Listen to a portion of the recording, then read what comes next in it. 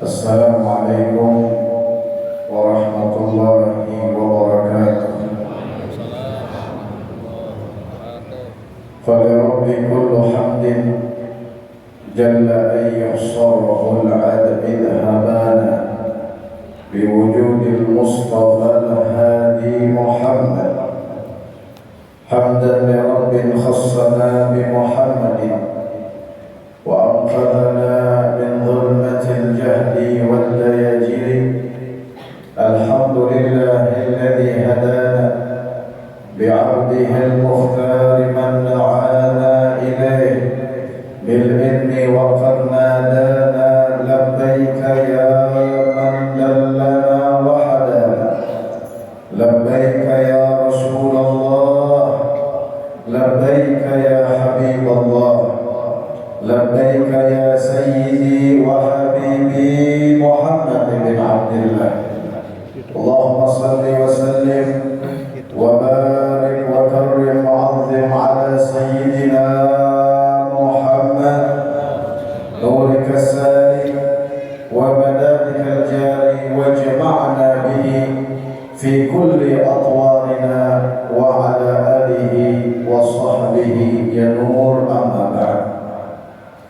Hadratul muhtaramin yang kita muliakan, para habaib, para alim ulama, para guru-guru agama, para tokoh masyarakat, dan segenap hadirin hadirat, muslimin muslimat yang dimuliakan oleh Allah Subhanahu wa ta'ala.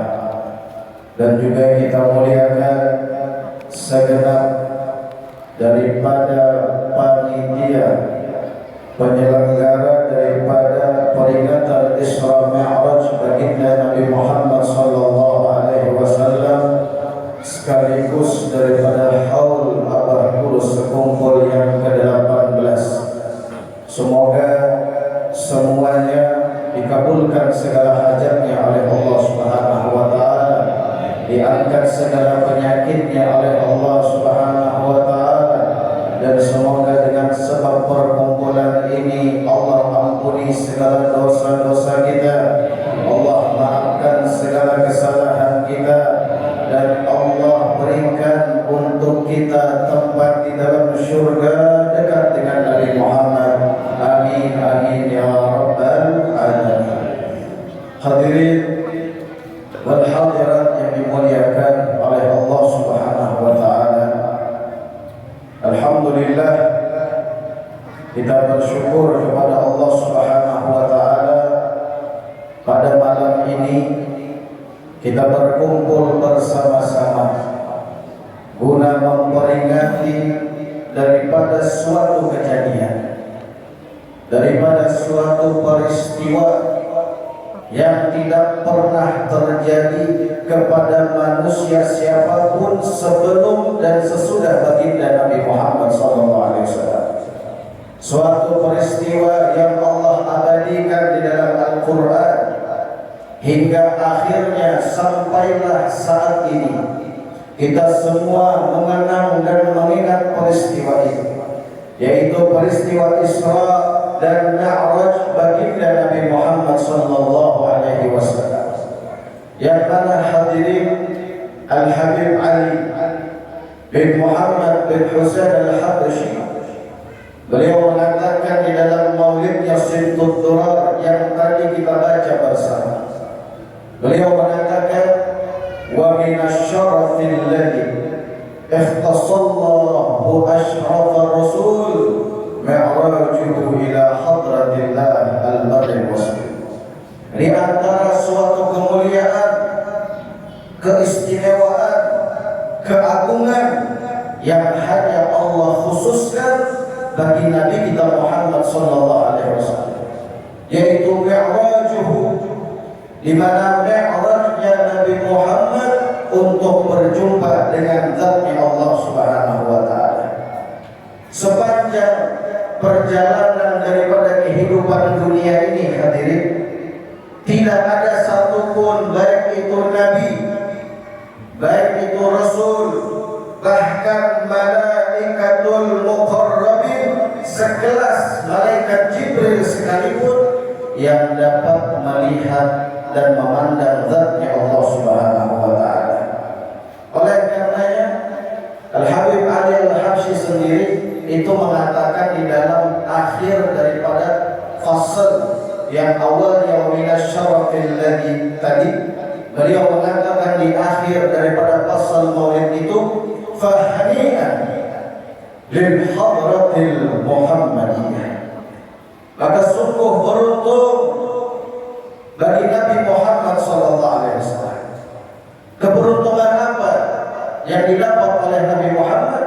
Fahani'an lil hadratil Muhammadiyah ma wajahaha min atayal hadratil ahadiyah, daripada apa yang Allah berikan, yang Allah khususkan, yang Allah istimewakan dengan Nabi Muhammad, satu-satunya makhluk yang dapat memandang dan bertemu dengan zatnya Allah Subhanahu wa taala. Maka sungguh hadirin, ketika kita memperingati peristiwa Isra dan Mi'raj, ini bukan kejadian yang biasa, namun ini kejadian yang luar biasa. Bahkan di dalam surah ataupun ayat Al-Quran yang dibacakan tadi oleh qari kita, semoga bacaan Al-Quran yang tadi kita dengar menjadikan semua dosa kita diampuni oleh Allah, menjadikan segala hajat kita dikabulkan Allah, dan semoga dengan bacaan Al-Quran tadi Allah jadikan kita ahli syurga Firdausul A'la. Amin amin ya rabbal alamin. Di dalam ayat yang dibacakan tadi hadirin, di mana Allah Subhanahu wa taala berfirman memulai daripada awal kisah Isra Mi'raj itu dengan kalimat Subhanalladzi asra bi'abdihi, Maha suci Allah dengan kehebatannya, dengan kekuasaannya, dengan keluhurannya. Bayangkan perjalanan dari Makkah menuju Masjidil Aqsa, kemudian dari Masjidil Aqsa menembus lapisan langit pertama, menembus lapisan langit kedua, hingga sampai lapisan langit ketujuh, sampai melewati Sidratul Muntaha. Dikatakan dalam perjalanan daripada Isra dan Mi'raj ini, Nabi kembali dari itu semua, tempat duduk Nabi Muhammad itu masih dalam keadaan hangat. Sesuatu yang keluar daripada akal manusia. Makanya dimulai dengan kalimat Subhanallah, Maha suci Allah yang kehebatannya tidak ada satupun yang dapat menyamainya, yang mana kemuliaannya tidak ada satupun yang dapat menyamainya. Subhanallah, Maha suci Allah yang memperjalankan hambanya. Hadirin sebagian ulama ahli tafsir itu menjelaskan kenapa di dalam ayat tersebut disebut Subhanalladzi asra bi 'abdihi, Maha suci Allah yang memperjalankan hambanya. Kenapa tidak disebut Subhanalladzi asra bi nabiyyi, Maha suci Allah yang memperjalankan nabinya? Kenapa tidak disebut Subhanalladzi asra bi rasulih, Maha suci Allah yang memperjalankan rasulnya? Kenapa disebut dengan hambanya? Dikatakan oleh para ulama ahli tafsir, sebutan seorang hamba itulah yang paling dicintai oleh baginda Nabi Muhammad SAW. Allah itu hadirin, kalau dengan Nabi kita Nabi Muhammad itu pasti memberikan yang paling disenangi Rasulullah. Bahkan di dalam surah Ad-Duha, wala sawfa yu'tika rabbuka fatarda, pokoknya Allah itu selalu memberikan, mengkhususkan kepada Nabi Muhammad yang paling disenangi oleh Nabi Muhammad. Makanya cerita Isra dan Mi'raj disebut oleh Allah bi 'abdihi, dengan hambanya. Karena panggilan yang paling dicintai oleh Nabi Muhammad adalah ketika Allah memanggil Nabi, wahai hambaku. Kenapa Nabi Muhammad paling cinta dengan sebutan hamba? Nah, di sini yang harus kita ingat, di sini yang harus kita sadarkan diri kita. Kenapa Rasulullah paling senang disebut dengan hamba-Nya Allah? Karena tidak ada hadirin satupun manusia yang dapat meraih keselamatan dunia sampai akhirat kecuali hamba-Nya Allah. Nah, ini ehonya kalau dikurangi sedikit, timbul kayak model konser akhirnya, ya, dikurangi sedikit ehonya. Karena tidak ada hadirin satupun manusia yang bisa selamat dunia sampai akhirat kecuali hamba-Nya Allah. Nah, mau cari kemuliaan, mau cari keselamatan, mau cari kebahagiaan, mau cari keberuntungan, itu hanya ada bagi hamba-hamba-Nya Allah. Selain hamba-Nya Allah tidak akan. Karena Nabi Muhammad SAW itu menegaskan dalam hadisnya. Nah, kata Nabi Muhammad apa? Kaisa abdul dinar, kaisa abdul dirham. Celaka orang yang mau menjadi hamba-Nya dinar. Celaka orang yang mau menjadi hamba-Nya dirham. Artinya yang menjadi hamba harta pasti celaka. Kita percaya dengan ucapan Nabi, kita yakin dengan ucapan Nabi. Kenapa? Wa ma yantiqu 'anil hawa in huwa illa wahyun yuha.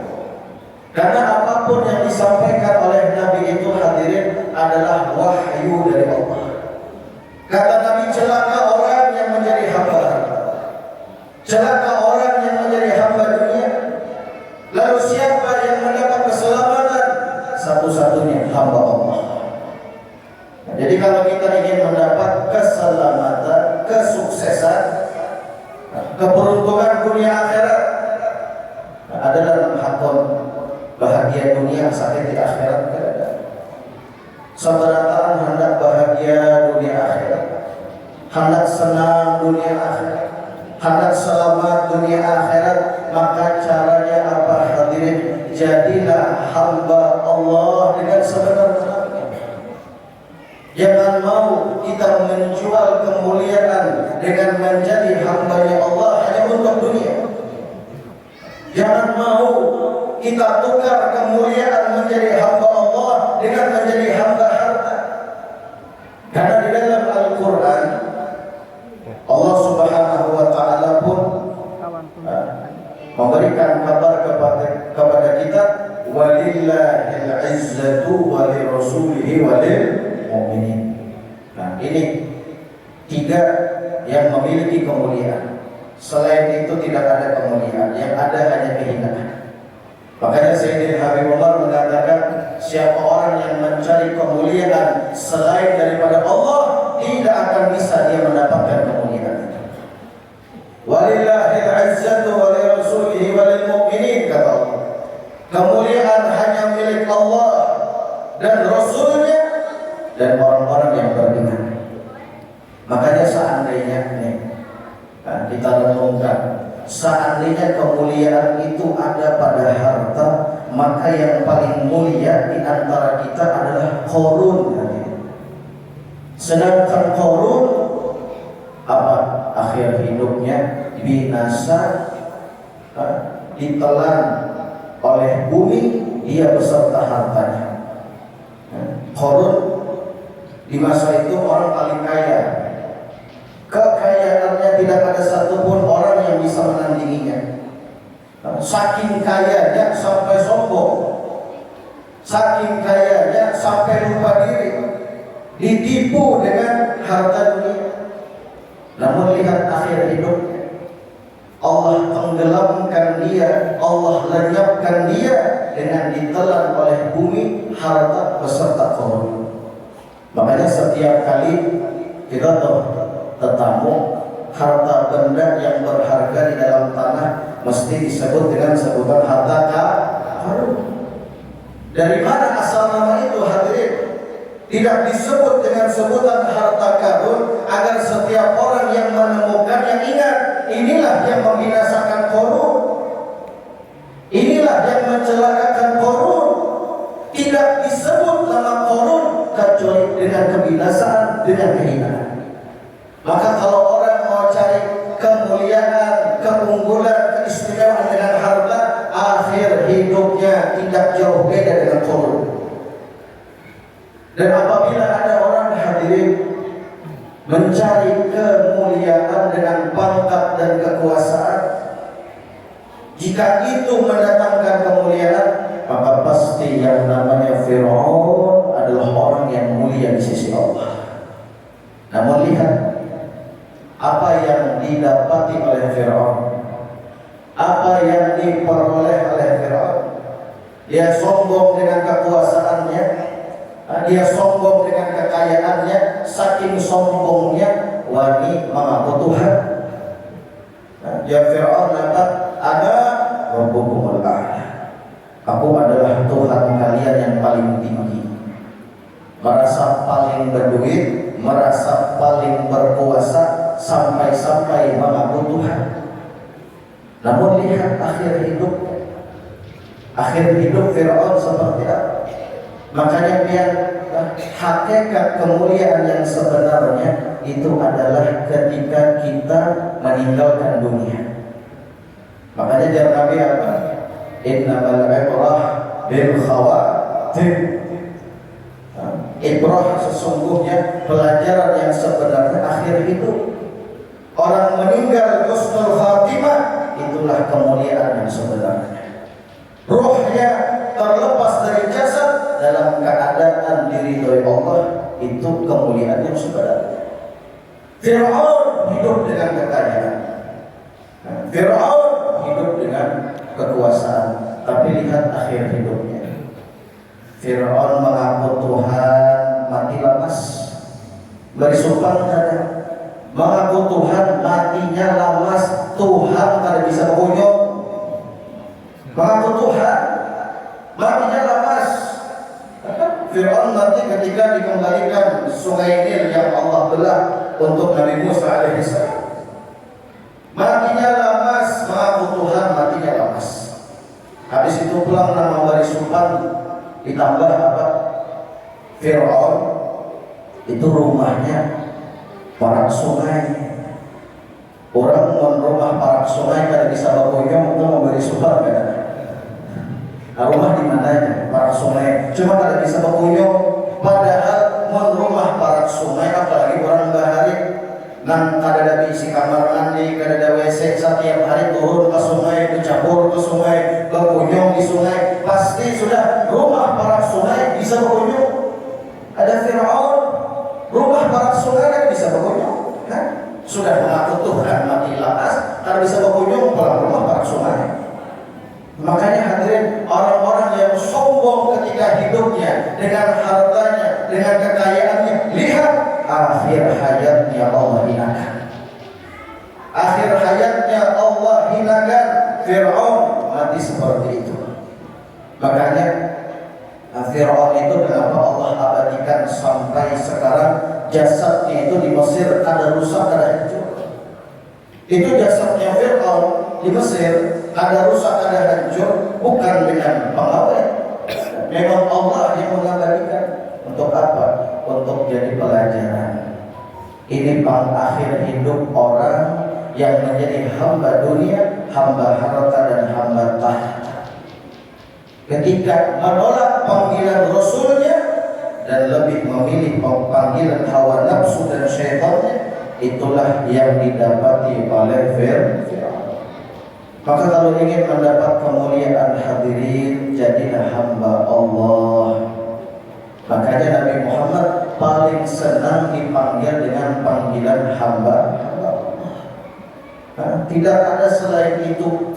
Dalam satu riwayat disebutkan apa? Ketika itu Nabi Muhammad sedang duduk bersama malaikat Jibril. Ketika sedang duduk berbincang-bincang dengan malaikat Jibril, tiba-tiba ada satu malaikat yang turun. Disampaikan oleh malaikat Jibril, "Ya Rasulullah, ini malaikat ma nazal mundu khuliq." Dari awal diciptakan ini malaikat ada suatu turun ke bumi. Namun pasti ada sesuatu yang penting yang ingin dia sampaikan kepadamu ya Rasulullah, sehingga malaikat ini turun. Malaikat tersebut mengucap salam kepada Nabi. Setelah mengucap salam, malaikat mengatakan, "Ya Rasulullah, aku membawa pesan dari Allah. Allah ingin memberikan kepadamu dua pilihan wahai Nabi. Allah ingin memberikan kepadamu dua pilihan wahai Rasul. Pertama, apakah engkau ingin menjadi seorang raja dan seorang nabi? Nah, raja berkuasa, punya kekuasaan, dan bukan hanya sebatas raja, sekaligus nabi. Namun bukan rasul, nabi kan nabi dan rasul beda. Kemudian pilihan kedua, dia menjadi seorang hamba, artinya kekayaan dunia kada berisi sedikit pun. Namun engkau selain menjadi hambanya Allah, engkau menjadi rasulnya Allah. Maka dipilih oleh Nabi Muhammad. Hadirin, kata Nabi Muhammad, "Ikhtartu an akuna abda wa rasulah." Ulun lebih memilih untuk menjadi hamba Allah dan Rasulnya. Makanya dari itu kita jangan sampai mau menolak dan menjual ini semua, yaitu nikmat menjadi hamba Allah hanya untuk harta ataupun tahta. Berapa banyak orang di zaman sekarang lebih peduli dengan hartanya dibanding tugasnya menjadi hamba Allah. Berapa banyak orang zaman sekarang lebih peduli dengan jabatannya, kekuasaannya dibanding statusnya sebagai hamba Allah. Hadirin, kita akan mengetahui betapa berharganya menjadi hamba Allah bukan nanti ketika di akhirat, ketika kita sakaratul maut, di situ kita mengetahui betapa berharga menjadi hamba Allah. Bahkan berapa banyak kejadian situasi dalam hidup kita yang tidak bisa kita andalkan kecuali kekuasaan Allah, kecuali kehebatan Allah. Misal, bukan biar naik pesawat. Ini kan berapa hari harau hujan aja. Di langit itu awan tebal semua. Biasanya kalau orang naik pesawat, kalau sudah masuk ke dalam awan, itu akan terjadi yang namanya goncangan, atau bahasa kerennya turbulence. Ini pesawat bergoyang. Bahkan sampai-sampai ada yang parah itu ketika terjadi goncangan, pesawat itu rasa turun. Munansuah mengalami tahu rasanya digoncang di dalam pesawat di atas langit. Mun sudah terjadi goncangan dahsyat seperti itu, apa yang bisa kita andalkan? Kekayaan kita la tidak hadir, pangkat kita la tidak. Maulah ketika terjadi goncangan, terjadi getaran di pesawat yang sangat begitu besar, maulah kita berucap ya duit. Tak mungkin. Maulah ketika terjadi goncangan, kita takut mati, takut habis hidup, mengucap ya pangkat. Tapi lihat hadirin, dimanapun situasi yang sangat menakutkan, setiap dari kita mesti berkata ya Allah. Kenapa? Karena di saat itu tidak ada yang bisa kita andalkan kecuali kekuatan Allah. Mana pangkat kita, mana uang kita, mana harta kita. Mun sudah di dalam pesawat, mana buka mana ya? Makanya orang mun sudah masuk ke pesawat naik ke atas langit, atau masuk ke kapal berlayar ke tengah lautan, itu sudah pasrah, mati dan hidup milik Allah. Kemudian tuh digoyang di dalam pesawat tuh goncang. Nak buka mana? Oh lah di tahun pramugari bukakan pahlawan aku nak kedanjun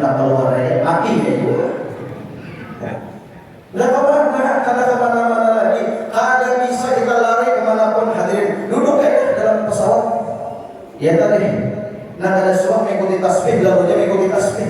Ya Allah udah belum kawin, ya Allah selamat datang ya Allah. Ketika kita berada dalam situasi yang sangat takut dan mencekam, mesti tidak ada yang bisa kita andalkan kecuali ya Allah.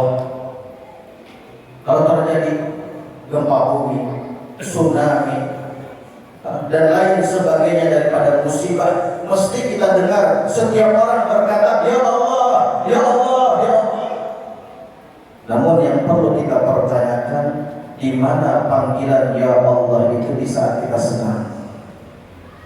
Di mana sebutan ya Allah ketika kita gembira?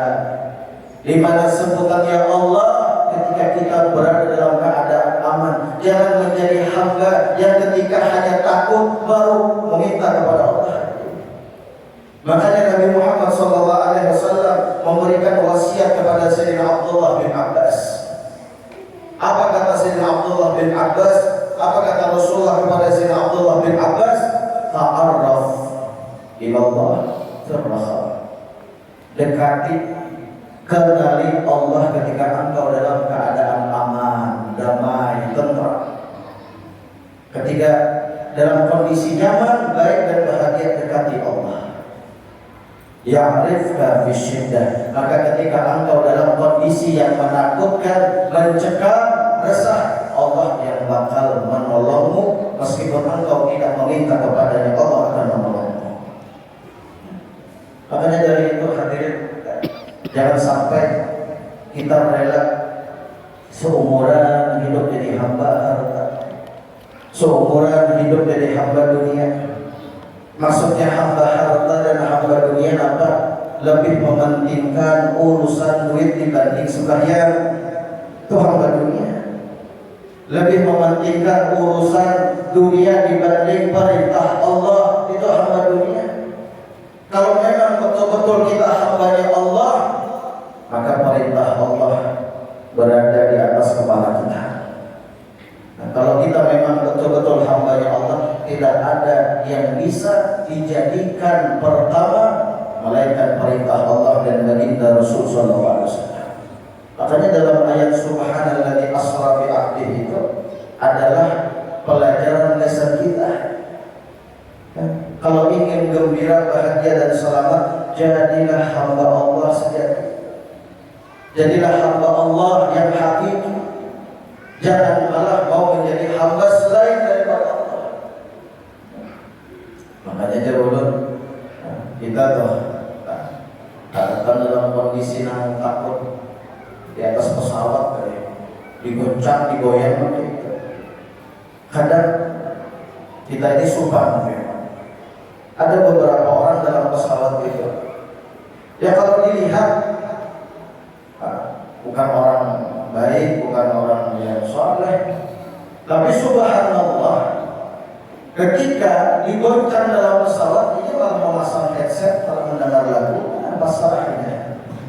Tanda kita kan rajin sembahyang, rajin puasa, harusnya ketika itu terjadi pasrah. Ini malah ada pabutnya. Paling dari pokoknya paling takutan, tapi lihat ini orang, dilihat fisiknya, pakaiannya biasa. Namun ketika terjadi hal yang sedemikian rupa, tenang hatinya. Makanya Sayyidina Habib Umar itu pernah, waktu beliau berdakwah di kota Mukalla, daerah Hadramaut, ketika itu beliau sedang mengimami sholat berjamaah. Ketika mengimami sholat berjamaah, tiba-tiba dari luar itu ada orang yang melemparkan bom. Meledak ini bom. Bagus. Nah, boleh mudahan bangun. Meledak ini bom. Ini semua yang di belakang Habib Umar heboh, takut melihat apa yang terjadi di belakang. Bahkan sampai kada ingat lagi bacaan habis sembahyang. Tapi saya dari Habib Umar ketika terdengar suara ledakan bom itu, sidin menengoknya ini. Itu sudah pasrah. Bahkan pernah suatu saat terjadi ketika Habib Umar berada di Tarim. Dahulu Tarim ketika dikuasai oleh komunis, itu banyak paham Wahabi yang menyebar. Jadi ketika Habibullah ditarik, ketika ingin keluar daripada rumahnya, ada orang yang menodongkan senjata laras panjangnya kepada Habibullah. Nah, ditodongkan senjata laras panjang kepada Habibullah. Habibullah hanya melihat. Dan ketika orang itu dilihat oleh Habibullah, tiba-tiba badannya gemetar dan mulai takut. Akhirnya senjata itu jatuh dari tangannya. Karena takut sama sekali. Kenapa? Innahu ma'allah. Karena sudah ketika senang, gembira, bahagia bersama Allah, maka ketika dalam kondisi yang mencekam, yakin Allah pasti menolong. Ya, makanya itulah harus kita ambil pelajaran daripada peringatan Isra dan Mi'raj. Kenapa Nabi Muhammad di dalam peristiwa itu disebut Allah bi'abdih? Karena tidak ada yang akan mendapatkan rasa aman, rasa tentram, bahagia dunia akhirat melainkan hanya hamba Allah. Jadi kita mengharap selamat dari fitnah, selamat dari musibah, mulai dari sekarang lebih mendekatkan diri kita kepada Allah. Jangan tadi hindar ulun ketika kebanyakan masalah saban hari kah ditagih orang utang hanya mau ke masjid. Bingung kau, ayo kau. Rasa ada suara lihat di masjid apa? Tak kasih bukaan masjidnya. Aku ditagih orang mulai semalam utangnya, lalu mau ke masjid. Atau tadi karena ada masalah hanya bisa bertasbih subhanallah subhanallah. Tapi ketika happy, senang, bahagia, hilang tasbihnya, hilang salatnya, hilang zikirnya, hilang ibadahnya. Nah, makanya kita dalam memperingati Isra Mi'raj ini harus berbangga diri dengan menjadi hamba-Nya Allah. Jaga ini nikmatnya. Nah, karena tidak ada orang yang bisa meraih husnul khatimah kecuali hamba-Nya Allah. Nah, ulun di Cempaka Banjarbaru itu ada salah satu kenalan ulun, Allah yarhamu, meninggal. Nah, beberapa minggu yang lalu itu 100 hari. Jadi ketika 100 hari itu ulun tanyakan kepada anaknya, Abah Pian ini meninggal hari apa? Jadi jangan anak Abah ulun ya Habib meninggal hari Kamis pas azan asar. Kalau kemudian sang anak ini bercerita, ya ini kisah pelajaran dasar kita. Jangan anak malam Kamis, karena hari Kamisnya meninggal, malam Kamisnya dikumpulkan kami anak, bini sidin semua kumpul. Ujar Abah, siap-siap baiklah. Aku hari Kamis sore azan asar bulik. Subhanallah, yang terjadi sesuai dengan apa yang disampaikan oleh almarhum. Siap-siap baiklah. Aku hari Kamis sore azan asar bulik.